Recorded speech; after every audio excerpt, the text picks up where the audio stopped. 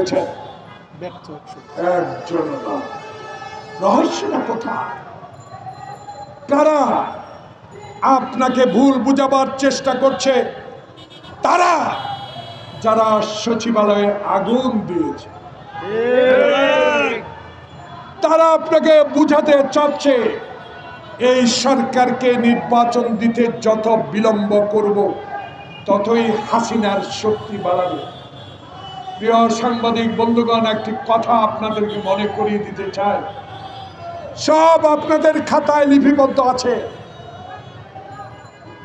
YouTube টিপ দেন, আপনার smart telephone টিপ দেন, কখন কোন সময় কোন দিন কটার সময় কথাগুলো বলেছি সেই কথাগুলো আপনারা এখন মনে করিয়ে নেন। 3 তারিখ 5 তারিখে হাসিনা পালিয়ে যাবে। 2 তারিখ রাত্রে থেকে তার সাঙ্গপাঙ্গ, তার পরিবার সবাইকে বলেছে যত ডলার আছে ব্যাংকে, পাউন্ড আছে সব নিয়ে চলে যাও, আমি চলে যেতে পারবো। প্রিয় সাংবাদিক বন্ধুগণ, যারা আমার ডলার, আমার রিয়াল, আমার পাউন্ড নিয়ে বিদেশে চলে গিয়েছে, তারা বিদেশে কিন্তু কারো বাসায় থাকে, তারা বিদেশে ভিক্ষা করে না, তারা বিদেশে 5 স্টার হোটেলে থাকে।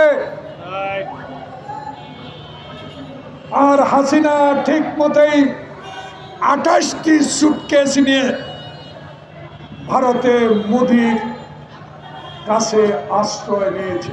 তাই তাদের অভাব না, অভাব ডক্টর ইউনূসের এই শাসন আমলে 18 কোটি মানুষের অভাব।